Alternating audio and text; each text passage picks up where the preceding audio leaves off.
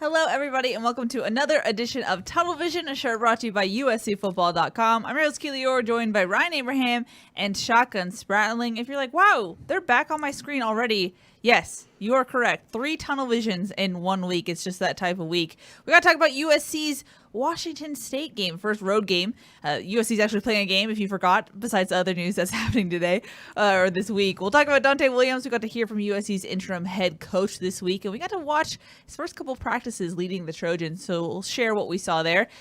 And we've had a Tunnel Vision rule, I believe, for a couple years. No coaching candidate talk until there is an opening. Well, folks, there is an opening. So coaching candidates could be possibly discussed tonight. And you know where we can discuss them wherever you're watching, Facebook, Twitter, or YouTube. Put your comments, questions, or concerns in there. We'll try to answer them as best as we can.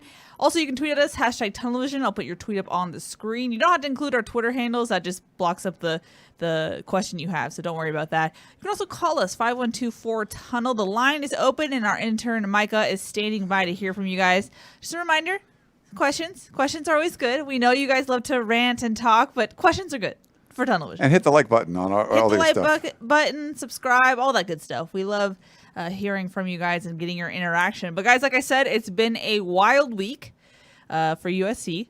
Clay Helton fired on Monday. Donte Williams takes over as interim head coach. They're heading up to Pullman to go play Washington State. I guess, what are you expecting on Saturday, guys? Yeah, well, first off, let everyone know it was a crazy week. Yes. We're like all sleep deprived. We've been doing a lot of work. The site is going crazy. So make sure you go to USCFootball.com. The hot board, Gerard made an awesome 2.0 hot board. Looks really cool, really slick. Lots of good candidates and information up there. The peristyle is going off. That's our premium message board. So many insiders posting information, so many good posts, a lot of insight. And if you're not a member, you should be a VIP member. If not, 60% off right now. We're doing a sale. It's going to end in a day or so. So make sure you jump in there. If you're not signed up, sign up right now. It's the best time to do it. And there's a ton of information up on the site. So make sure you guys check it out. Very nice.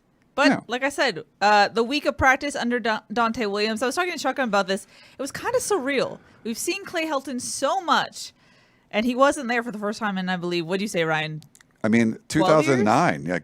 I mean, he might have missed a practice or two, but I don't remember not seeing him out there. Like every day we would go out there for the last 12 years, and Clay Helton would be there either as the quarterback coach, the offensive coordinator, the interim head coach, the head coach. We've seen Clay Helton there for a long time. To go out on Tuesday and not see him was something very different. I mean, even, just everything's different. Like our Facebook page still has a picture, there's Clay Helton on there. Like my reminder this morning was we have a Zoom call, Clay Helton Zoom call at 8 a.m. Well, no, it's the Donte Williams Zoom call now.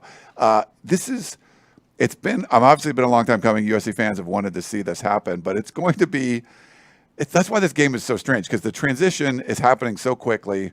Even for us, we're just covering the team. It's like, whoa, this is all very different, right away. Yeah. Shotgun, your thoughts from the week? Yeah, I mean, different. The practices were pretty much the same, but I think some things are being emphasized differently. Just accountability, it seems like the biggest thing. It was brought up multiple times by Donte Williams in his Trojans Live interview, in his first talk with us. I think that's a big thing. And the fact that we've heard some kind of issues in the locker room and stuff that would warrant accountability needing to be more of a facet of this team to potentially turn things around, which gives me a little bit of confidence that they can actually turn things around. I don't think that this team is going to spiral out of control. I think Donte Williams has a good grasp on everyone around the team, so I think that there's a good chance. And from the practices, it looked like everyone bounced back from the news, because that could be completely demoralizing. Yes. And it was to a lot of the players, because Clay Helton's the one that gave them the opportunity to come to USC, and, they all, care for him as a person.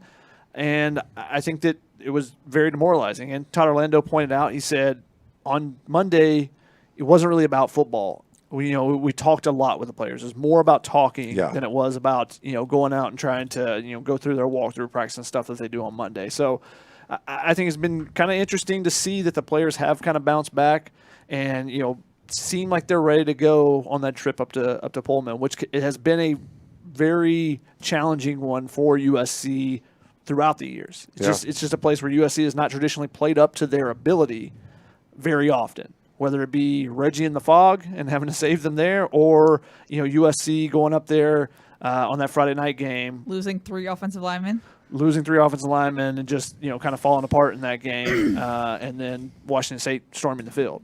So it's been a challenging place to play, but I'm curious to see how they come out, and if they do. If they come out and look like they are rallied together, that's going to mean a lot to me. Yeah. Because I think what they should have done, whether there was a coaching change or not, was you see Saturday, Sunday, you go into the meeting rooms and say, us against the world type of mentality. No one believes in us against the world. And they got to come together, have that camaraderie. So we'll see if that accountability helps push that together. Mm-hmm. Yeah.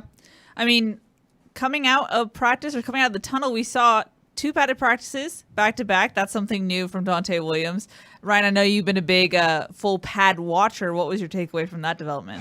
Yeah, we talked about this we did a podcast just a couple hours ago, it seems like. Yeah, I can't speak anymore. When you have pretty poor leadership, it's sometimes when the new leader comes in, there's a lot of low-hanging fruit, things you can fix. If you're like the CEO of a company and the last CEO was like running things into the ground, and you can walk in and go, oh, I could fix this, I could fix this, I could fix that. You make things a lot better pretty quickly. Like Mike Bohn comes in, and there was a lot of stuff that the USC, that Pat Hayden and Lynn Swan just really screwed up. He could come in and fix things right away, and you're like, oh, wow, that's all the singles that kind of we were talking about. This is one of those things where how long have people been clamoring about soft practices, and they don't go in pads and, full pads enough? And that's one of those things where it's like Clay Helton one time could go, you know what? We went in full pads on a Wednesday. Like, they never do that, And what does Donte Williams do the very first Wednesday practice? Just the guys are out in full pads. And we've talked about that before. Just you open the guys are like doing the same thing over and over again. You open your locker and there's like full pads. You're like, oh, so it's going to be a little different today. Like, it's just something to get the players' attention.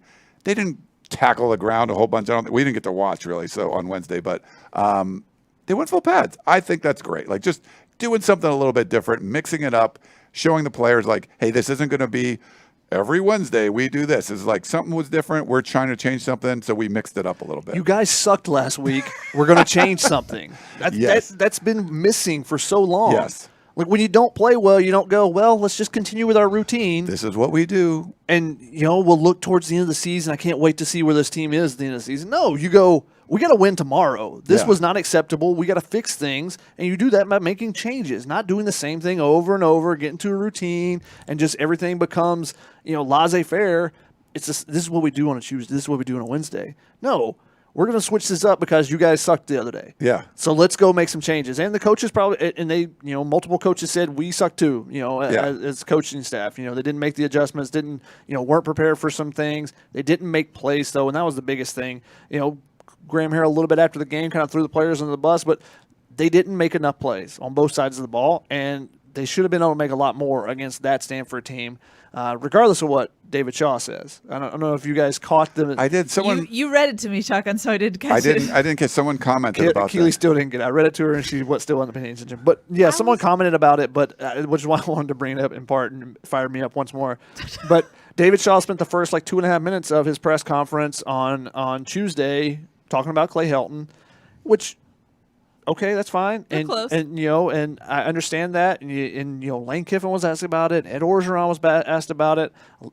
James Franklin was asked about the U.S. There was a lot of coaches asked about the USC job. David Shaw opened up on his own, but it was quite a David Shaw comment where it was like, lifting someone up while also shivving them in the ribs at the same time. He was like, I don't understand, losing to Stanford is not a big deal, basically. He's like, this isn't the 2000s. This isn't the 1970s.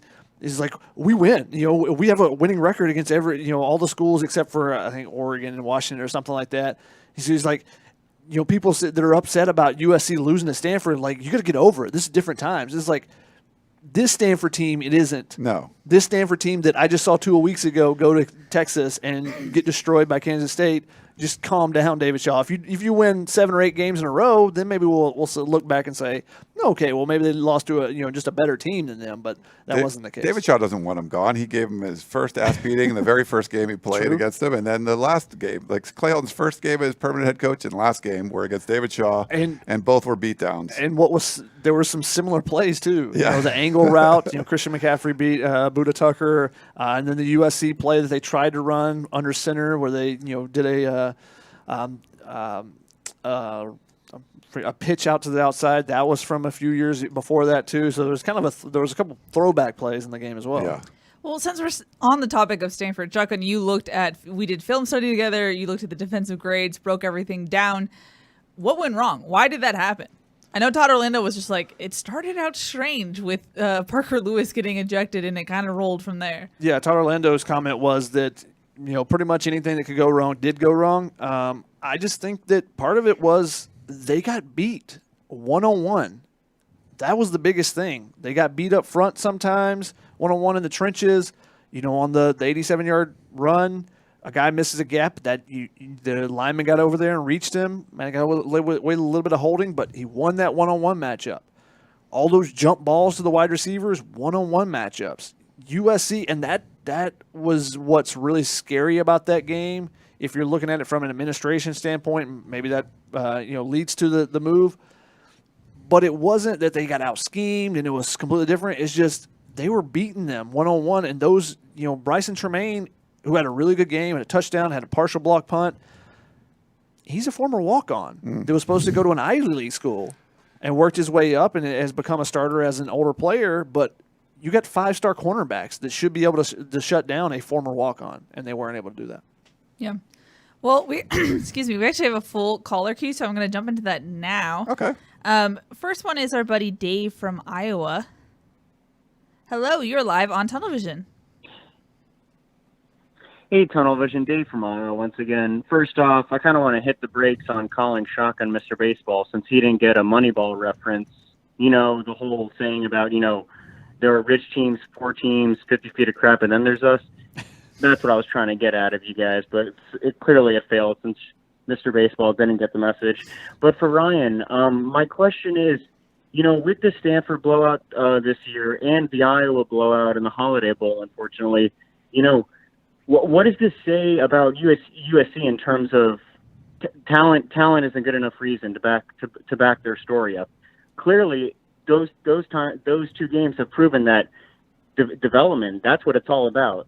So, do you think Donte Williams, or the future head coach can develop these guys to become great? Love to hear your thoughts. Thanks, Dave. Yeah, our friend Bruce Feldman tweeted out something today that USC, it surprised him when you look at the active rosters in the NFL. USC wasn't in the top 20 as far as the number of players that are on active rosters. But if you go back 10 years, which were basically like, the recruiting classes from that would be on these NFL active rosters, the majority of them, of those 10 years, I think 4 of them, USC was in the top 4 for recruiting classes, and they were top 10 or like the other 5 or something. There's like 1 they weren't. Something like that. It was something along those lines.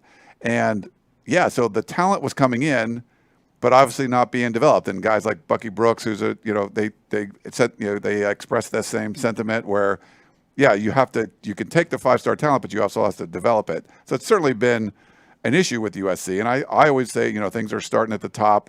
I mean, you had bad athletic directors and they made bad coaching hires, and those bad coaching hires aren't going to have a great staff. And then that great staff is not going to develop the players. So I think it's more of a domino effect coming from the top. So what you do is you fix the stuff at the top. You get a better athletic director who makes a better head coaching hire, and they hire a better staff, and they do a better job of developing players. I think it's that simple. Development is key. It's the way you attract those big 5-star players. They want to see development. They want to see, okay, they're going to push me to the NFL. They're going to push me to the next level. Can Donte Williams bring that? if you're preaching accountability, I think that's where it starts. Having everyone be accountable for their actions and, pushing people. Not, hey, I'm going to be your buddy, but you got to push, kids that are maturing. They need to be pushed. Even if they don't want to be, sometimes they need to be. So I think it starts with that and being a little tougher on them and, however that comes about. We've seen it with some of the position coaches throughout the years. Dylan McCullough was a guy that was hard on his running backs. And they guy did well. that produced. It doesn't have to always, but you have to understand your players. You have to understand the position group and everything. And I think you got to see that development. Now, I want to go ahead and point out Clay McGuire is doing a great job with the offensive line. They are playing so much better than they were previously. Now, if that's just simply being able to teach the same lingo as Graham Harrell has, I don't know exactly what the key to success has been. But you look, I see it with my own eyes. But if for a third party, PFF does their grades, every single offensive lineman that's played, all 7 that are in that rotation, all 7 have set new career highs in 2 weeks. That's crazy to me. Yeah. And Liam Jimmons had in week 1 had the highest grade that an offensive lineman has had since they started doing it, grading every single game. I think it was 6 years ago. So a half decade of kind of up and down, not performing to the peak, and Liam Jimmons, a fifth-year guy that was a former defensive lineman, just had the best grade of any offensive lineman for USC. I think what's most disturbing is that you look at the offensive line. There's freshmen starting the tackles. You got a new offensive line coach. But just from the naked eye, you're like, seem to be playing pretty well, and the offense is struggling. And we all thought, the offense should be fine. And if the offensive line is good, this offense could be elite. And, the offensive line, I think, has been good, and the offense is, below average. So it's kind of weird to see that. I think Keely and Chris talked about this in the Family Review podcast, but, you look at it and you go, how can the offense, that's usually been the reason why the offense has struggled. The offensive line didn't go on. You look at it and you got wide receivers. They're green. Your running game is going pretty well. Yeah. They're running for 170-something yards a game, averaging over 5 yards a carry. You look at it and you don't go, Keaton Slovis is just terrible. To me, that tells you it's play calling. And I feel like they're not running the ball enough. That's what's successful. They're getting down the red zone and then being like, let's throw the ball 4 times in a row inside the 10-yard line. In the 5-yard line. That's what they did. They get a pass interference. They threw it 2 more times first and second down before deciding, let's try to run the ball. Or I think it was on first down. And then they ran the ball, didn't get it the first time, got it the second time. Yeah. So it seems like when the run game's going, you can't be – you just got to, swallow your pride of wanting to throw the ball everywhere and be like, this is working, let's do it. Make them stop that, and then we'll be able to go play action. And they had a couple opportunities where their play action – where the tight ends didn't block well enough, and they weren't able to get a deep ball off one-on-one and kind of attack those matchups against Stanford. So that's something else that has to be addressed too. The offensive line is doing pretty good, but the outside guys, putting 2 tight ends on the field a lot, and then the outside receivers as well, aren't holding those blocks to get those explosive plays. That's one of the things where you're seeing they're getting to the second level, but they're not holding on to those blocks. And there was one play that we pointed out in film study where a nice run on first down. It was like an 8-yard run. Cortland Ford puts his guy in the ground. Andrew Voorhees gets pushed back a little bit, but then gets a good surge and pushes and creates a hole. But the guy who makes the tackle comes off Eric Kromhoek's block. Mm-hmm. And then Drake London's guy comes off his block. So they're there to make that tackle when it could have been a 12 to 15-yard run, and maybe even more than that if everyone's getting their blocks. And I think that's the thing with the offense. It's this far off, it feels like. It's partly play calling, but it's also not everyone's doing their job. It feels like 10 guys are doing their job on every play, and you're trying to squeak by with one guy making a mistake. But how long have we heard that from this era? It's true. It's execution. That's what Graham Harrell says all the time, and he calls it an execution-based offense, so you got to execute. But that's on him, too. Pointing the finger after the game and saying, Stanford wanted it more than our guys wanted to make the tackle more than our guys wanted to make a block. Well, then you need to motivate better. That's on you. That's your team, your charges. Don't try to place the blame elsewhere. You follow that up by saying, and I've got to make them want it more. You can't just place the blame elsewhere. So I think that's something that needs to be addressed. And again, we've heard the word accountability a lot this week, and hopefully that's something that is being pointed out as well. Accountability. We're still going through callers, if you forgot. So let's go to our next caller. Apparently, the bat signal in Iowa was turned on because Coley from Iowa is our next No Notre Dame caller. game tonight. So Hello, you're live on Tunnel and Vision. Keely turned off my NFL game. She wanted me Keely Eure, distracted. Shotgun. Thanks for having me. Even though I'm from the Hawkeye State. If you would be so kind, my simple question is, on this 2020 season alone, has your win-loss total changed? Either is it going to be better due to the removal of Coach Helton, or is it possibly going to be worse with the difficulty a change causes? Thanks for your time. As always, go Irish. Thanks, Coley. Thanks, Coley. Mine would go down because they've already. I mean, I said 10-2, and they've already lost to Stanford. So that's not. I mean, just because the team looks worse than I thought. I mean, I think Donte Williams can win a bunch of games, but 8-4, 9-3 seems much more realistic at this point. But Yeah, I have to agree. I think that we didn't expect what we saw. I thought because of the soft schedule, they could easily put up some wins and win ugly. But I think there could be a completely different dynamic going forward. sure. So Totally, but I It's a think gift. that they have the talent enough, and the offensive line is playing well. That gives me a lot of confidence going forward. Now we'll see if that continues. It's only 2 games, and you can, look a lot different in game 2 versus game 12. But we've got a little bit more confidence in them right now, and we'll see how things come together this weekend, and that may change real quick. Yep. yeah.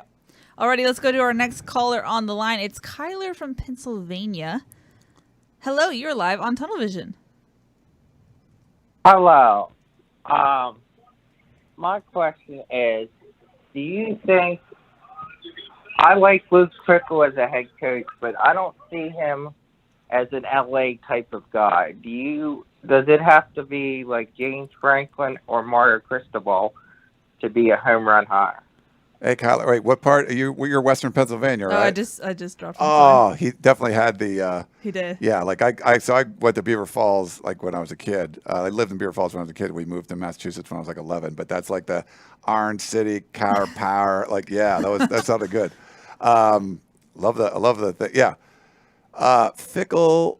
I mean, obviously Mike Bohn hired Luke Fickell at Cincinnati, and everything we've heard is he's definitely an Ohio guy. I think it would be a challenge to get him away from there, but that's someone that has to be on your list. Someone that I think Mike Bohn would be talking to anyway. Just he's already hired him. They have a relationship, but I like James Franklin more than some people do. There's a good post on the Peristyle. Go check it out. What was it? It's I think Jason. He's did a blind resume of so he's showing win percentages and all this stuff. That stuff's kind of interesting. Make sure you go check that stuff out. There's a lot of really good comments about that. I think Cristobal would be he impressed me with that win in Ohio State. They definitely recruit well. I think for him, when people say oh, why would you leave Oregon? Well, Oregon's not going to be as easy to win at and to recruit at if USC gets a real head coach, because then it's not going to be as easy to take the 5-star players out of Southern California and bring them to Eugene. So his job will get harder if USC gets a really good coach. So would he want to be that really good coach? I don't know if USC would even want him, but those are names you'd at least have to look at. If they could get Cristobal, that would blow my mind. Yeah, I don't think it would happen. Because there's so much animosity between the two programs Yes. that I would just be baffled if they made that move. Would it be a terrible hire? I don't necessarily think that. But it just seems so far off to me. It feels a lot like, Billy Martin Yankees and him switching over to the Red Sox. I was going to say or Big Papi going from the Red Sox to the Yankees or whatever. Free agents, that's much different. Coaches Shut down. no, it would be really weird to see that. I don't think it will happen. But Just that because of the also animosity. means that they got outbid or Phil Knight got outbid. If whatever USC offers, I'm sure Phil Knight would turn around and just. Yeah, but if he's making that decision, I don't think it would be based solely on money. Yeah. But what they should do is definitely reach out to him and have some conversation, especially if they don't want him, and try to boost up the contract Make him more money. that Oregon is waiting to give him. He hasn't got that extension yet. I think he only has like 2 years left on this deal right now. He does have a pretty big buyout. I think it's like $9 million He does, or something. but they've been waiting to extend him. A lot of people have been curious why he hasn't been extended previously, and especially after this Ohio State win. But I would definitely, if I was USC, I would reach out, because if you force him to get more money, that hurts your opponent more. Yeah. So I mean, the Yankees thing is, I think, legit. Like, USC in this scenario is like the Yankees, and they're like stealing the best thing from somewhere else. And it's like, well, it's still the Yankees. Like, it's still USC. There is still a hierarchy in college football. Like, the Athletic did at top jobs. Oregon's nowhere near the top. And yes, Oregon's had more success. USC's won one Pac-12 championship in the last 12 years. None of that matters. USC still has the better brand. USC is still a better job. Like, there's no one.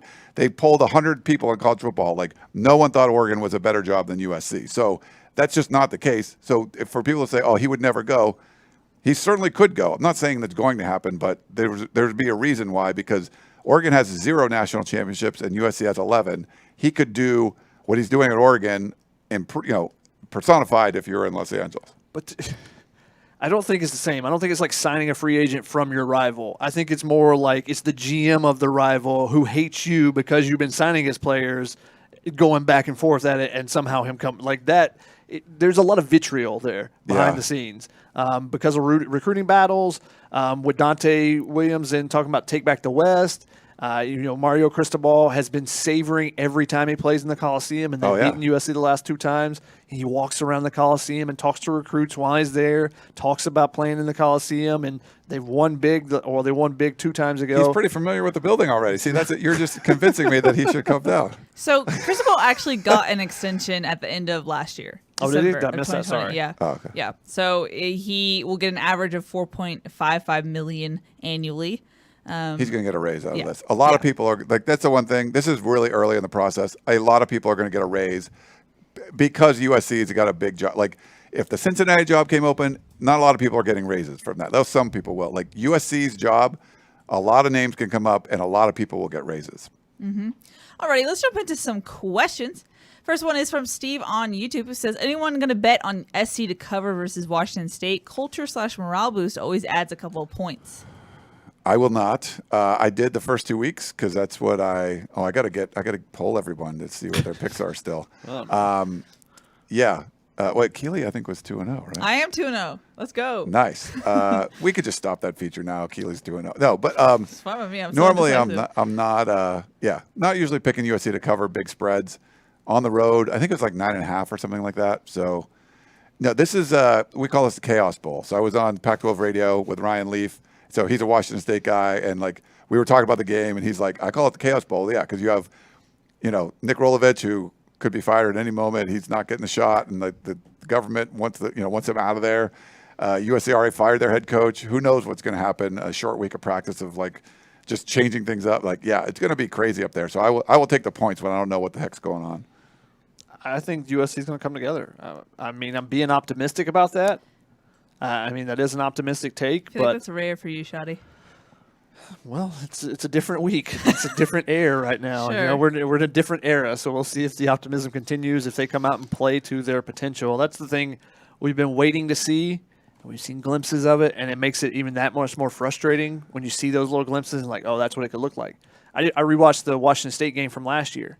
Man, they looked so good early in that game. They created three turnovers in the first quarter, I think it was, or first and second quarter. They were up 35-0. Second half comes out and it's just like bleh. It was like they created a turnover. They got the ball at like the 20-yard line. They went backwards, kicked a field goal. They kicked another field goal. Like they had a chance to put 50 on the board. First time putting a 50 burger up there under Graham Harrell, and from 35-0 right early in the second quarter to I don't remember what the final score was, but it wasn't much, yeah. Yeah. Wasn't much more than that. I'm just impressed you had time to rewatch the game this week. Hey, you got those 60-minute versions on there you go. on Pac-12. That's why those are saved on the DVR, so I can go back and watch the 60-minute version while I'm working out or something. Nice. Scott from Eastern Washington says, "Who is the 6 DB that will be used in the dime package?" So I went back and looked at the numbers as well because Washington State's it's such a unique kind of offense they're going to face.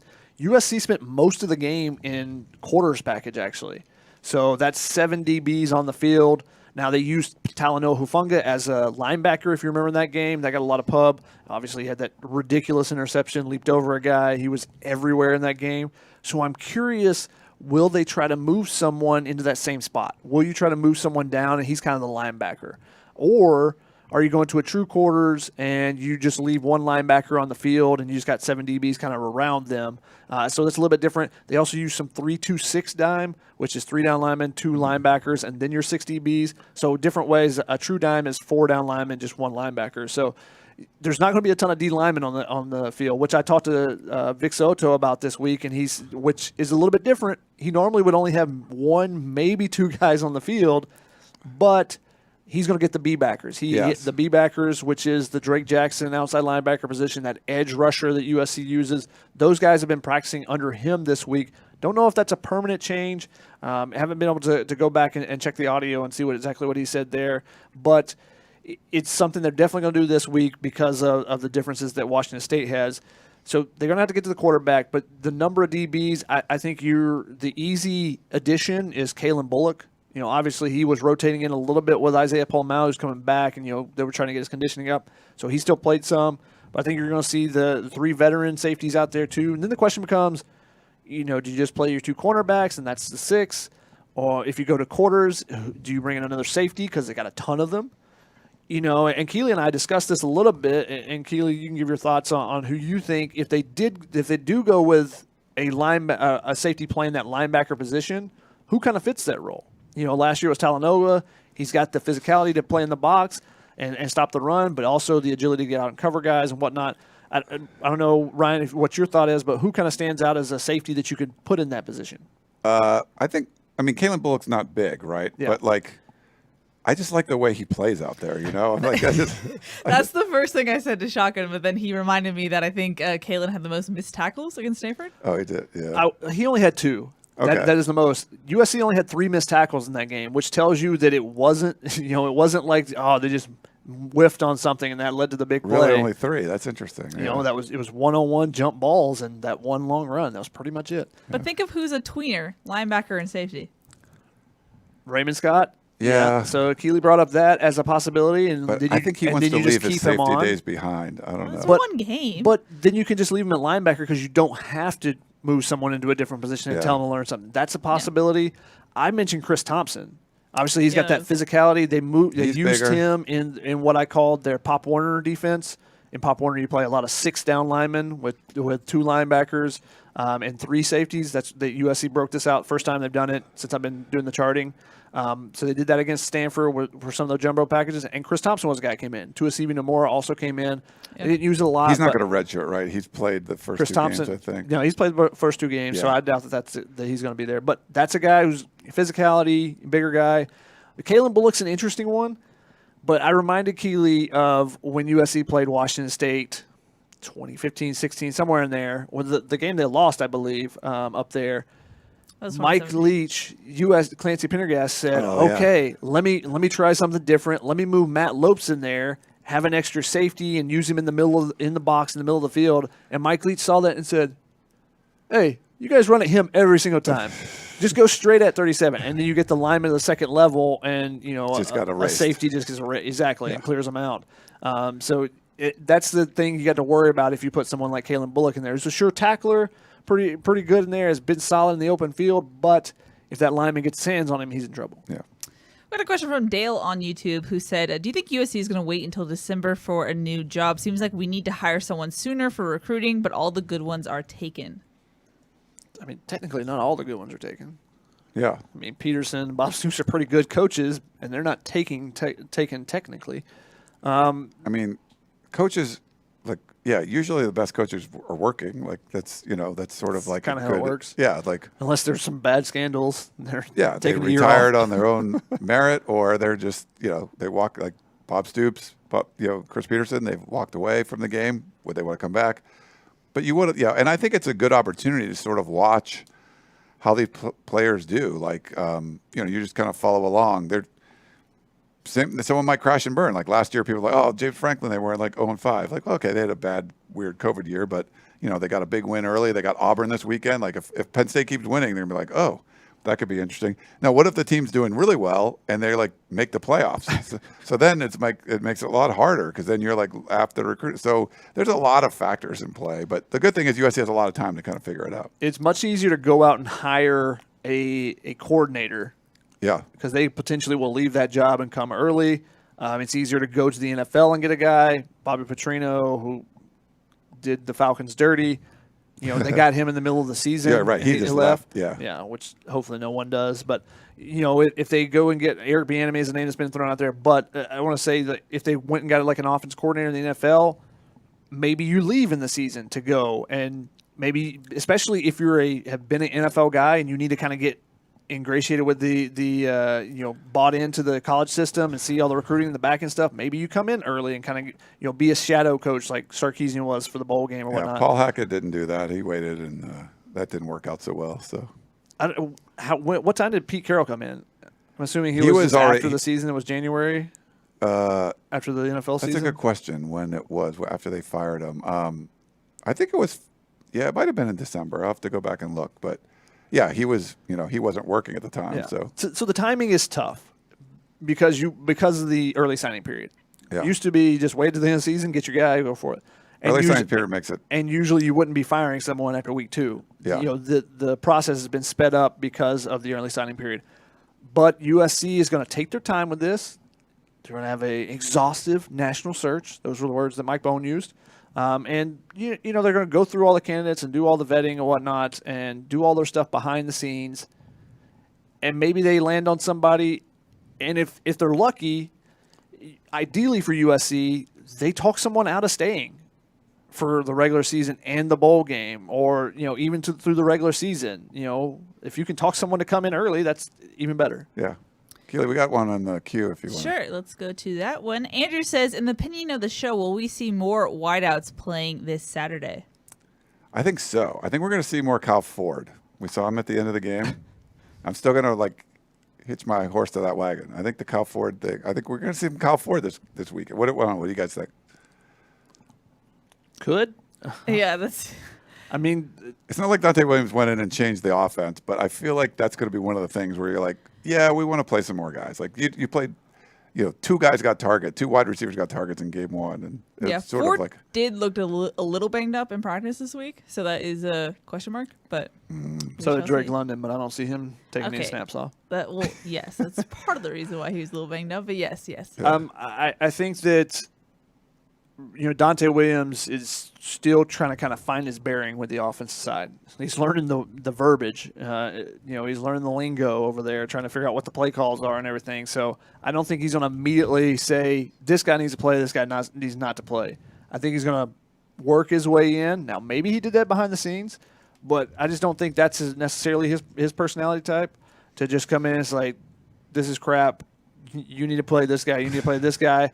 I think it'll work into that way as he kind of understands everything that the offense is trying to do first, which I think would be very difficult to do in 4 days this week with so much else going on. Yeah.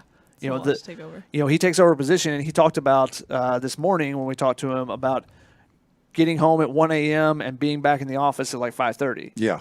What he needs, he's got to learn that this week he should have just been sleeping in the office the entire time. Probably. There's no home time when you're first taking over. I think the one thing though is the accountability stuff. There's I think there was definitely some issues in the locker room, and if some of that stuff is cleaned up, it might allow people to play that maybe were supposed to and did. I think just cleaning up some of the infrastructure stuff that was going on, that might let some other things bubble up, and we'll see. So we'll see if that happens. Ryan, I think your burner had a comment on YouTube. It said, I got a fever and the only cure is more Kyle Ford. There you go. AKA Boone said that one. We got a question on Facebook from John who said, I'm wondering about game management decisions. Is Donte Williams up to the challenge for a tight game? Well, the good thing is he has so much head coaching experience that he's never done it at all. At all.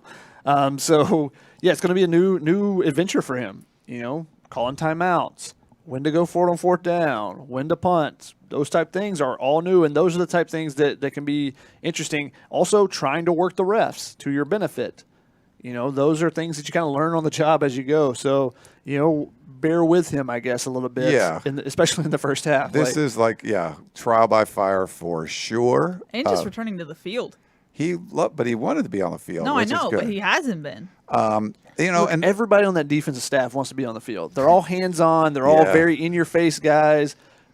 You need somebody up in the booth. You guys are on the field a bunch, and you can kind of see some of the body language and just of some of the coaches. And I know Coach Harvey Hyde, talks about this. Yeah, he's an older coach. He coached in the 80s and stuff, but he does watch what the coaches are doing, and he definitely comments on Keenan throws an interception, nobody's even talking to him.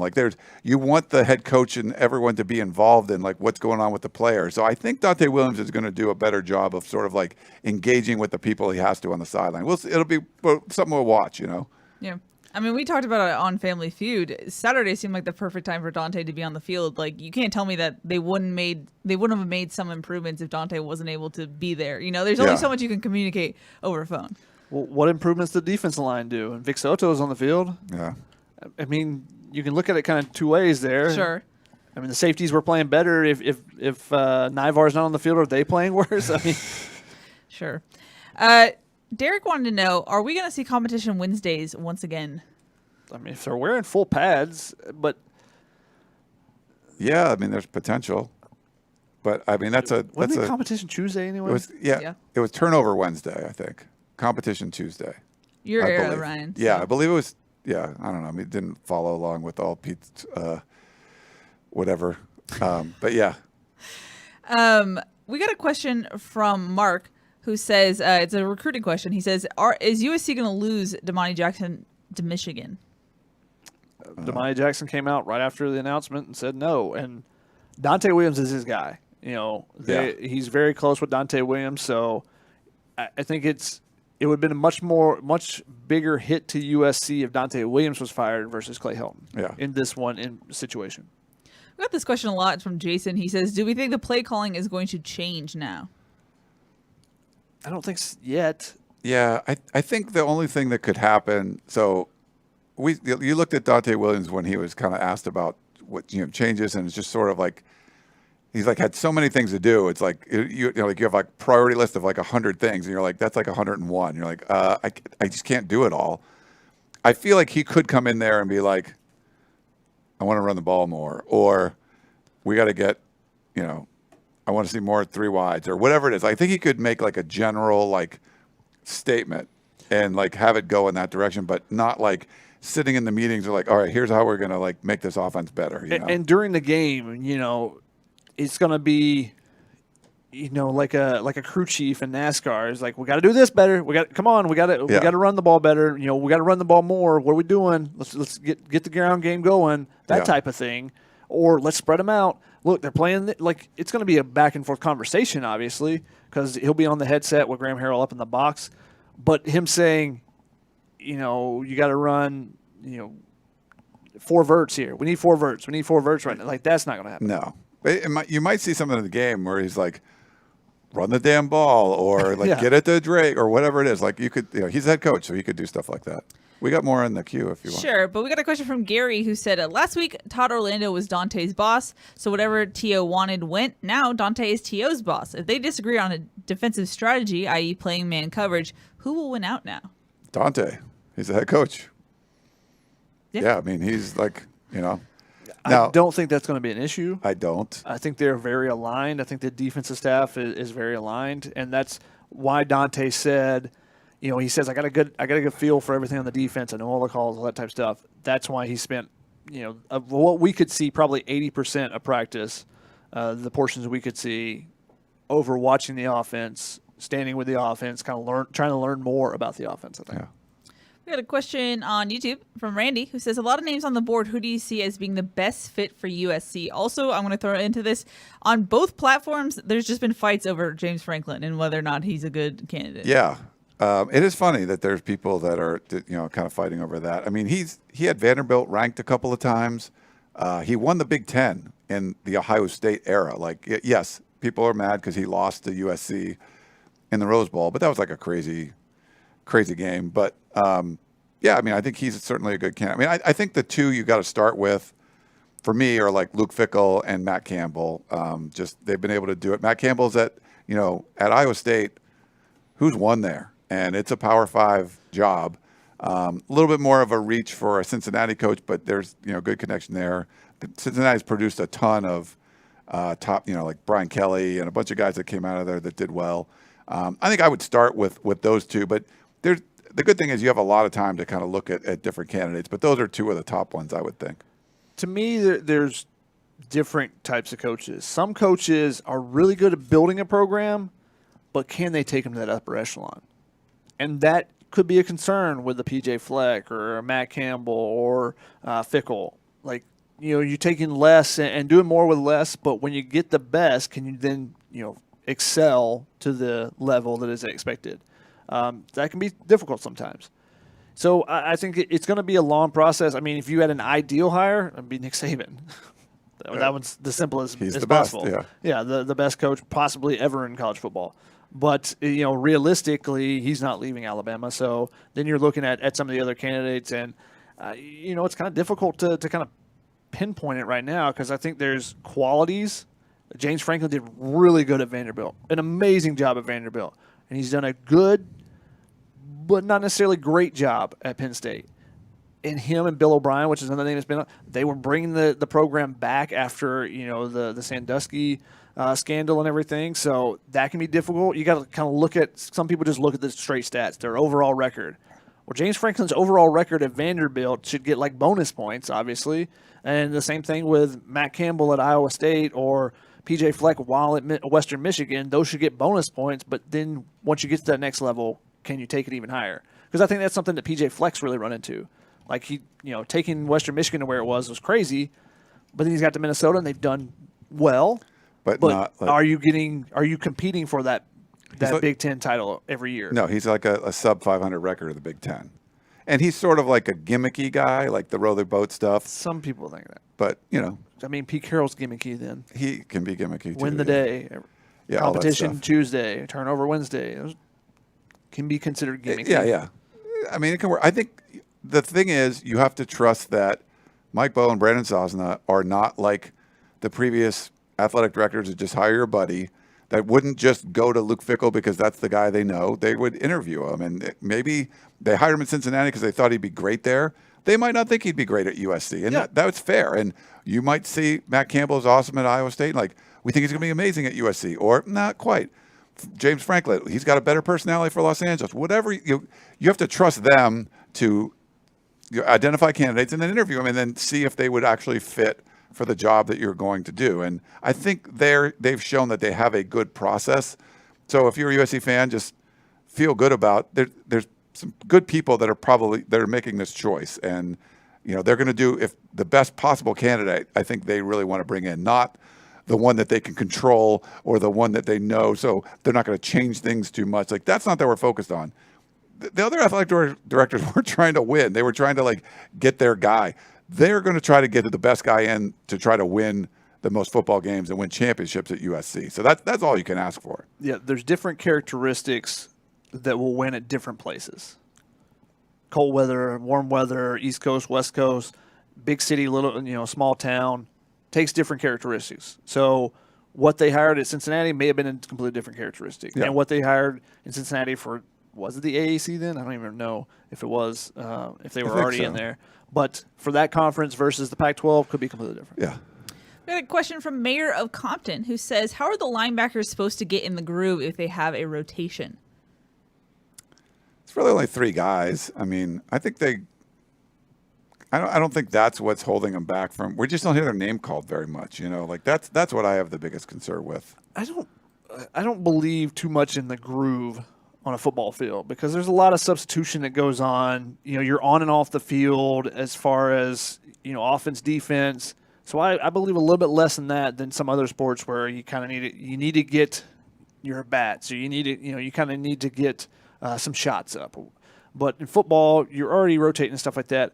Now, reading exactly what the defense is, for that rotation to really work the best and for it to excel and all of them to excel, they have to communicate so well with each other. what did you see on that play? What are the guards doing? What are they trying to do here? And that communication has to go through the linebackers coach, now Michael Hutchings, congratulations, but also the defense coordinator, Todd Orlando, and whatnot. Mm-hmm. Yeah. We had a question from Steve who said, do you think the offense from Harrell's first season is more pure air raid? If so, would you rather live by the sword, die by the sword, meaning play full air raid instead of an air raid light? Yes, and yes. I mean, especially at the end of the year when they didn't have any running backs. Yeah. I was going to say. It was Keenan Kristen and Amon-Ra St. Brown. Yeah, like I don't even want to use the term air raid anymore. I know even, Graham Harrell wasn't using it year one, but it looked much more like an air raid then than it does now. Like, you don't see like two tight ends and stuff, and Shotgun did a great job of breaking down the formations by position. And, when this last game, when USC put two tight ends out there, it was pretty putrid. So it just seems like you're an expert at this, but you're running something else to kind of show that you can do other things, but it's not very effective. Like, they were the most effective when they just tried to run something that was closer to the air raid. So I would rather see them just do that. Here's the difference. One, their running game actually works now. Two, they don't have the same quality of receivers that they had at the time. Some of these guys may develop into being as good as some of those guys, but Pittman, Amon-Ra St. Brown, when Drake London's your fourth guy, now he's a true freshman at the time. Yeah. But he's your fourth guy, and he comes in, kind of works his way up to being the fourth guy. You don't have automatic 3 pros out there. We knew that Amon-Ra St. Brown, Michael Pittman were definitely going to be drafted, and Tyler Vaughns would definitely get a shot. 3 pros. Do you look out there and say Manjack is definitely a pro? Do you say Kyle Ford or Gary Bryant? No, you don't say. You go, those guys could become those, but that's not the case yet. They've got to produce, and so Drake London is going to be, and that's it. So I think there's 2 big differences there. I think the best coordinators, the best head coaches, the best coaches at anything are the ones that are able to adapt to the talent that they have. For sure. If that means you need to swallow your pride as an air raid coach and run the ball more, I think that boosts your stock with me that much more. I'm like, yeah, I want to run the air raid. I want to throw the ball 50 times, but our best chance to win is to be able to run the ball. Jamie on Facebook wanted to know, how did Solomon Tuliala-Pupu look against Stanford? But it was one play, correct, Shotgun? Yeah, he ran. Actually, he ran up to block. It was a punt return. So the problem was he was in on the punt return. Prophet Brown made his debut as well, but both of them only got 1 snap because I think it was 2 other times that Stanford had a chance to, or that USC forced a punt. Stanford was in plus territory, so USC kept their defense on there except for Gary Bryant. That's how they ended up with Greg Johnson and Gary Bryant both nowhere number 1. Yeah. So they were in punt return safe, basically, and they only one time stopped Stanford far enough back that they felt comfortable, using their full punt return team. He ran up, did a block, he ran back, and the best part was we saw him on Tuesday. No worries. Back out there. Still blowing up people on scout team. Yeah. So, super excited that after everything he's gone through, that he's back on the field. And to see him, first dress in the first game, but now to actually be on the field and run around. And if he's on special teams again, expect him to hit somebody. Yes, he wants to hit someone. So keep an eye. He was on punt return last week, so keep an eye and look for 58. But also look on some of the other special teams. He might get some more opportunities. So keep an eye. And if he is on the field, just watch him. Don't worry about the return. Don't worry about anything else. Just watch him, see what happens. If it's a huge return, they'll show a replay. Yeah. But watch 58. We got a question from Bill on Facebook who said, why on offense it seems that like they're trying to be too cute? If you have the better players, then you don't need to be cute. Simplify, execute, exploit the matchups already. So, part of what Shotgun was saying was USC had a whole bunch of NFL wide receivers. Usually when you're running the air raid, it's like you're using it because your talent might not be as good as your opponent, but you're scheming these guys open. There's a bunch of guys that are spreading out the field. They're using every blade of grass. So having someone like Joseph Manjack or Kyle Ford or Michael Jackson, you should be able to get – those guys are good enough that they can get open somewhere and you move the ball down the field. I feel like in this situation, everything they've done is like a struggle. Everything is hard, and it should just be easier. If you feel like we have the personnel to run the football better, then just keep running the football. Or, but you got to scheme guys open. You got to make this so it's not like every single play you're relying on your athlete to do something amazing. Like, coaching-wise, get them into space somehow, get them open, whatever you got to do, and let the plays come a little bit easier than what they're coming right now. I think it's been a little bit of a bad rap as far as, it's coming too hard. The thing is, they're not getting explosive plays. They're getting open receivers and short receivers like Taj Washington on out routes and stuff. He's getting open. Drake London's getting open for a ton of catches against San Jose State. Not as much. Caillou Blue Kelly had a really nice game at cornerback. But they got, Gary Bryant open a couple times. They got Jude Wolfe open. Some of those short routes, they're not getting those explosive plays that kind of pop out to you. They're not getting anyone deep behind them. Part of that was Stanford was in drop 8 a ton. And I give credit to Keaton Slovis for being patient. He was very patient in that first half, in particular, early in the third quarter. That's why they're getting these long 15-play drives. That's not air raid. Yeah. That's not what the air raid wants to do. They want to strike quick. But that tells you that they're being successful in moving the ball. The problem is when they get off track, when they lose yardage, or you get the snap that gets fumbled and Keaton Slovis has to throw it away real quick. When they get off schedule, they're not really good at getting back on schedule. That's been the hardest part for them. And part of that is Keaton's taking those short ones. They're not being able to get those chunk yardage. They're not getting the 15, 20-yard plays as often as they have been in the past. And sometimes that takes breaking a tackle or something. It just hasn't happened from these first 2 games. So, and when they do have drop 8, there's still opportunities to throw one-on-ones on the outside at times, depending on the coverage. Just because they're dropping 8 defenders doesn't mean it's always the same coverage. So they had one Drake London on a play action. They didn't get a block from the tight end, couldn't throw it out there, give him an opportunity to go make that big play. And they haven't necessarily connected on all those deep balls that they have tried, the couple they have. I'd like to see some intermediate routes, some chunk stuff that's like the 15, like even a 15-yard out or something, the guys open the middle of the zone somewhere, like you're dropping a bunch of guys. I'm just not seeing much of that. It's like, it's like every time you're throwing it, you're trying to make a contested catch, and it just seems like, I get they're dropping guys back. Either run the football more or figure out a way to get these guys, open, dragging around, whatever you need to do. Just they're not running to grass and that's what they're supposed to be doing, and they're not doing it. We got a question on Facebook from Steviticus who says, Ryan, would you rather hire a defensive head coach or an offensive head coach? Yes. So for me, it doesn't matter. Like, I want to hire the best head coach. So I think I did a rant the last time on this kind of too.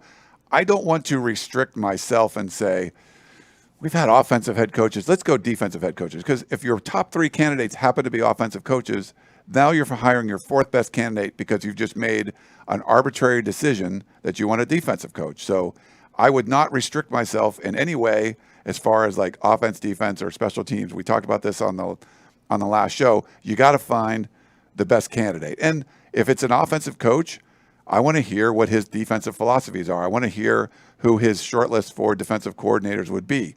And I might have input as an AD of what they, and we've known this athletic department can help out with that, and that come to some kind of collaboration. Same thing on the defensive side.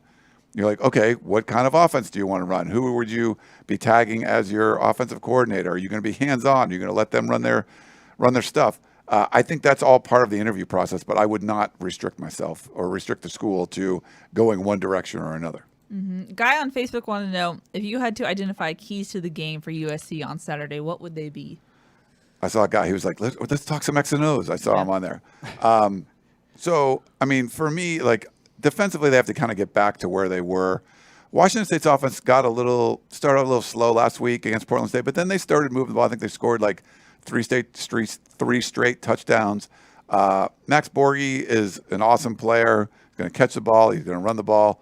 How are they going to exploit the secondary that had some struggles against Stanford last year? This is going to be a more, I think a more talented passing attack coming out. So I think it's going to be a challenge for the secondary. They're going to play different coverages like Shotgun was talking about, different looking dimes. But I feel pretty confident. I think the defense is going to do all right because Washington State's still a mess too.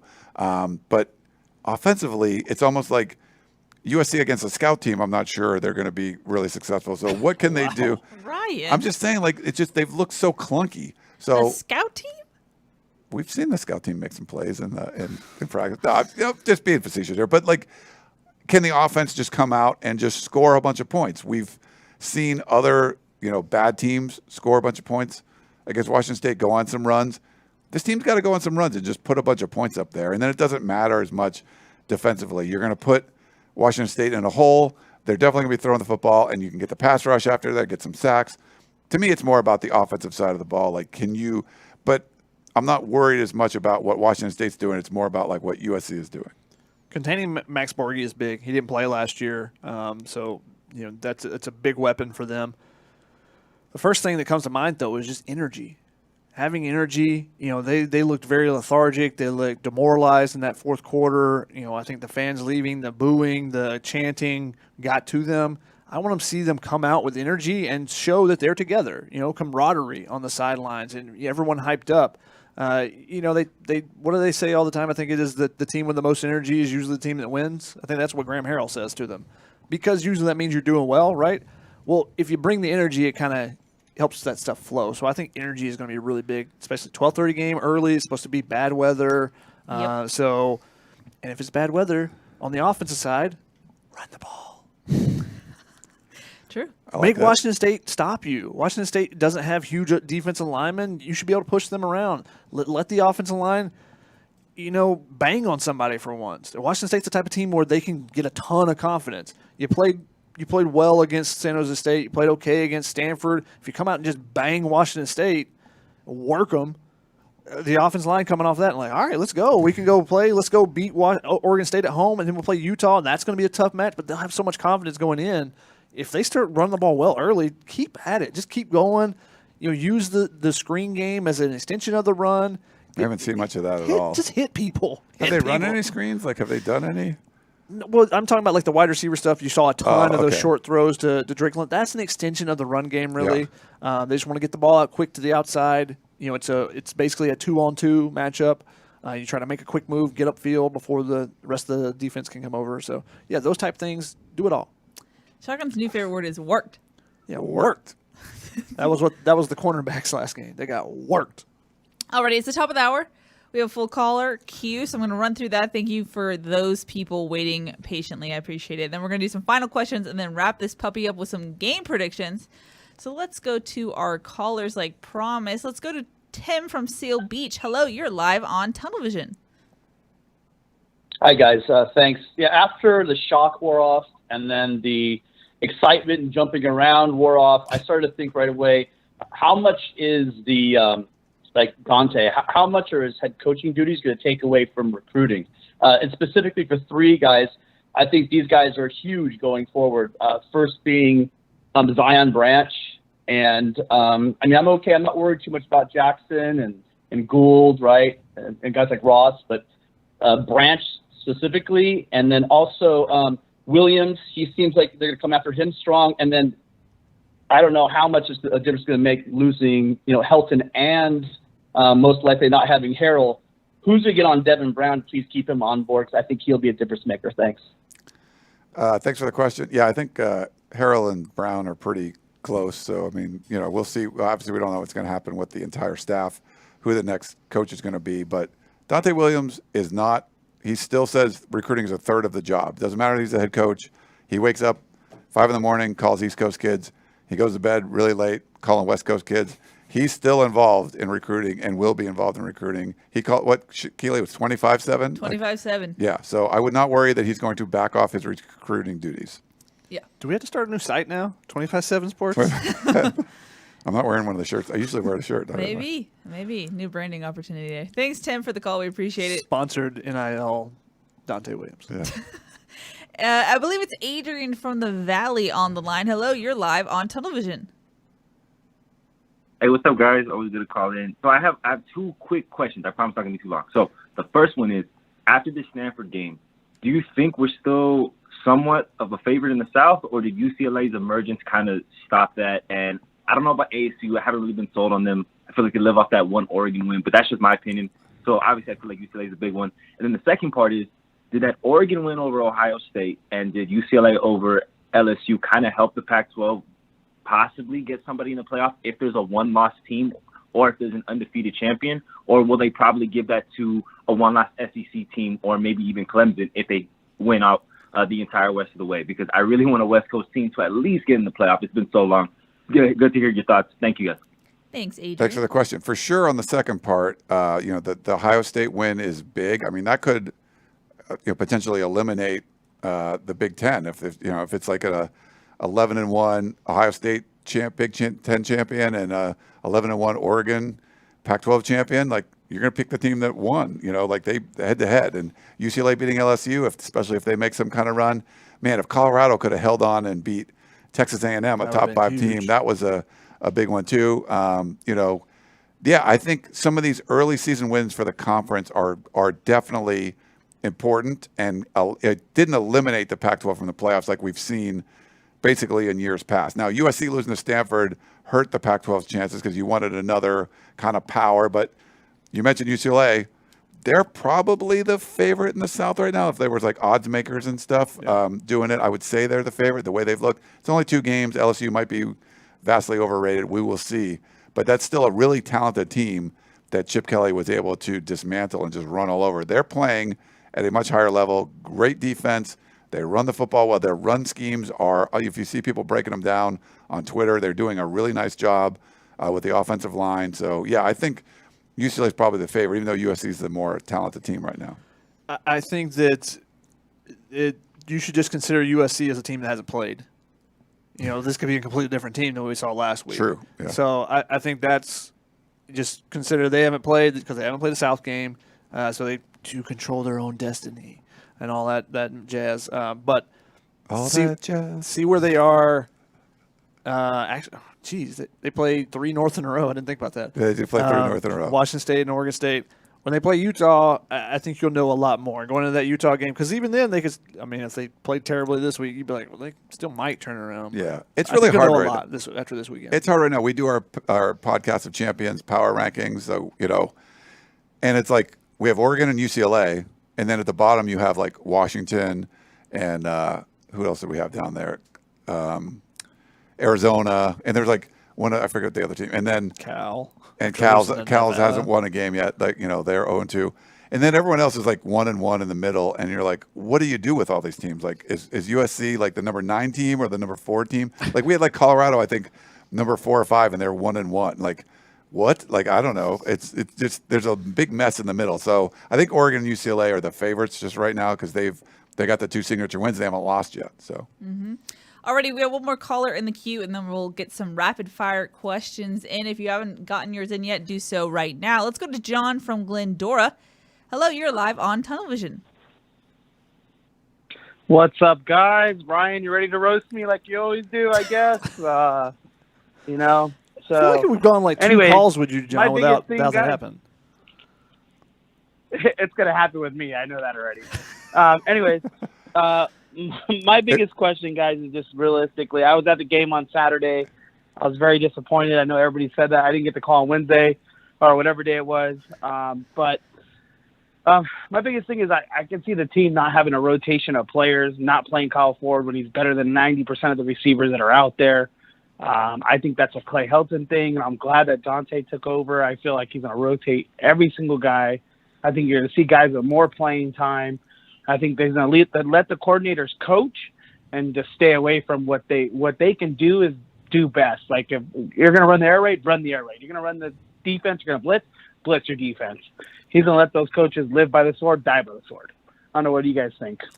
There's no reason to roast you Thanks, there. John. I do think the coordinators are making the call. I think I feel like you should be roasting him just because he wants it so bad. He keeps asking. I think you've called 3 times in a row. I haven't roasted you. Like if you came up and said, Jack Del Rio needs to be the head coach, then I'll roast you, of course. Like that's a horrible idea. Are you roasting him for not roasting him? Now I'm roasting him for roasting him. So I guess that it's like a self-fulfilling prophecy. Yeah, fulfilled. It is fulfilled. Now I forget what the question was. Potential rotation. Oh yeah, letting the coordinators. Yeah, so like Graham Harrell's like making the call, like who's out there. The thing, is Donte Williams going to come in and say you want to play this guy? I don't know, but I feel like he's recruited all of these guys. Like if he was at USC or was at Oregon, he's got really good relationships with a lot of the guys. If someone's going to come to him and be like, hey coach, I've been doing this and doing that. And, I don't know if there's going to be time to do that, but I think throughout the season, if there's someone in a rotation that maybe should have been, then he has a good relationship with them that he might get it going. I don't know. We'll see. But he does have great relationships with these guys. So I think they could come to him with something where if you went to like Clay Helton, then he might just give he's not going to upset this guy. He's not going to upset this guy. I think Donte Williams would be like, okay, that is a problem. I'm going to fix it. So if there is some of those, I think he would actually take care of it. With playing time, there's a danger with rotation. something happens, and Donte Williams is big on accountability. When there's a penalty or something, he's going to pull his guy off. Well, when Josh Jackson goes in, is he ready? You can rotate a bunch of guys, but if Jaden Williams rotates in and gets torched on a play, are you going to then be mad because why is that guy in there instead of Chris Steele? Yeah, fans are going to be mad then. Sure. So it's a double-edged sword in that way. If you rotate a bunch of guys, you're going to get them experience, and you want some guys to be able to step in so you can rest some guys. But it isn't always the case. This is a dramatic. I don't know what's going on here. My camera's frozen, so Ryan is doing some IT work behind the scenes. But as far as and one of the other things that was an issue, I think, under Clay Helton for people that weren't playing is that there wasn't always an explanation of why you're not playing. Okay, well, Coach, what can I do to get better? What areas do you need to see me get better at? There wasn't always that, and I think that bothered a lot of players. And some of the transfers that I've talked to in the past, that's one of the things that was an issue for them.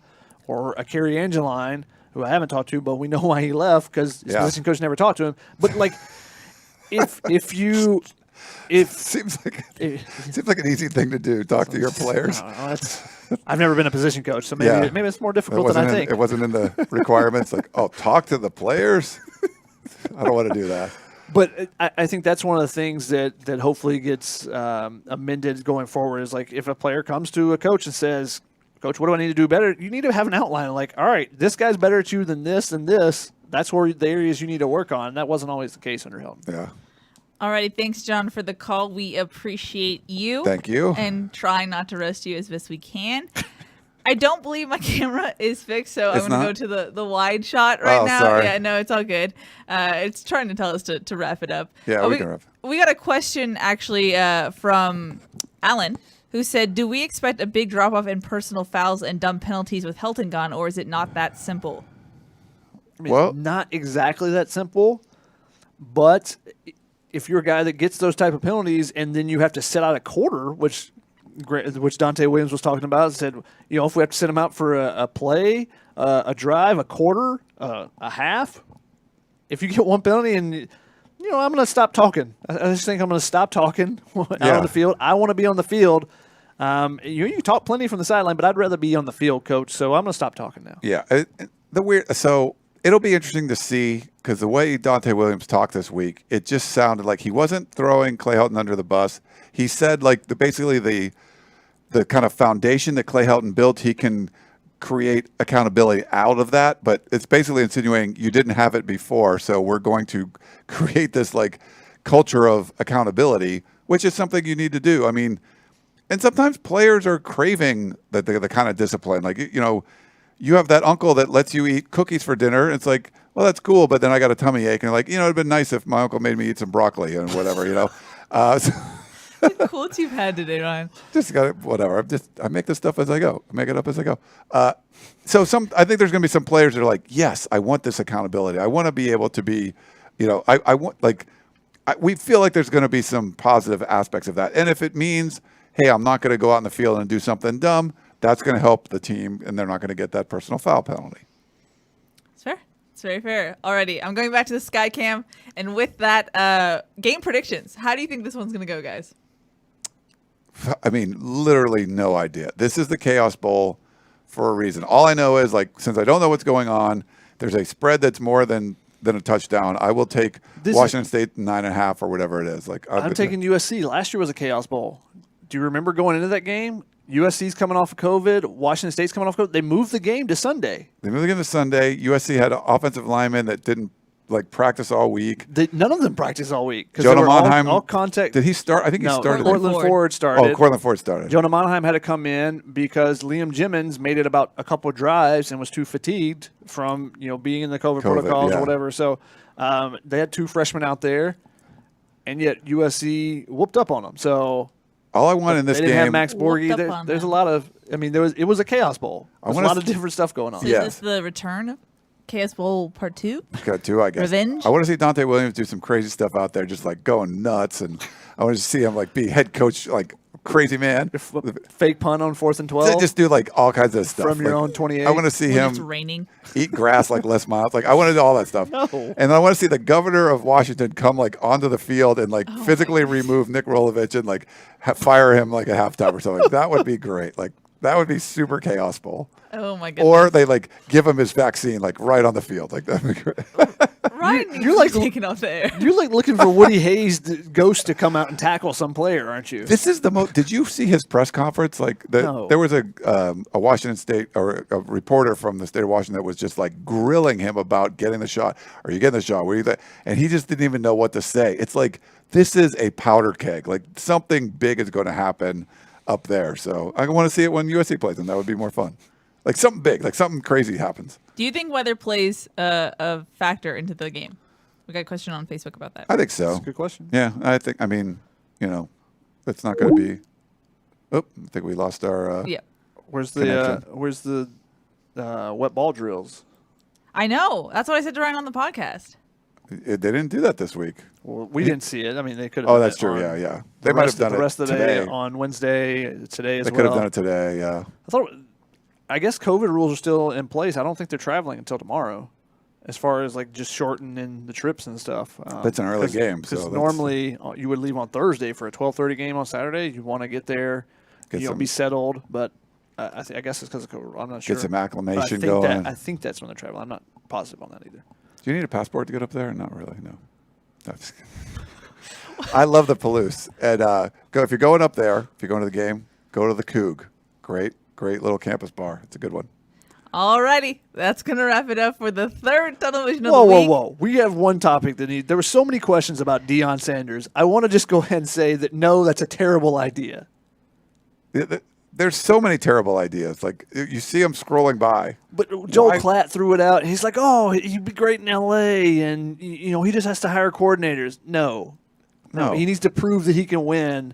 And Jackson State isn't, proving that you can win to me. USC has made so many dumb hires. You cannot, you can't go risky dumb. Like maybe he'd be the best coach ever, but you can't risk something like that. You have to get someone that's just there's more proven success there than what we've seen from Deion Sanders in 2 games. And can understand that you can't walk out of media day. Yeah, just don't walk out of that. Sure. Alrighty, that's gonna wrap it up for this edition of Tunnel Vision. We'll be back on Sunday for the 4th Tunnel Vision of the week. We'll break down USC's game against Washington State. Chuck and I will be back from Washington that morning. So, what do you mean we hope?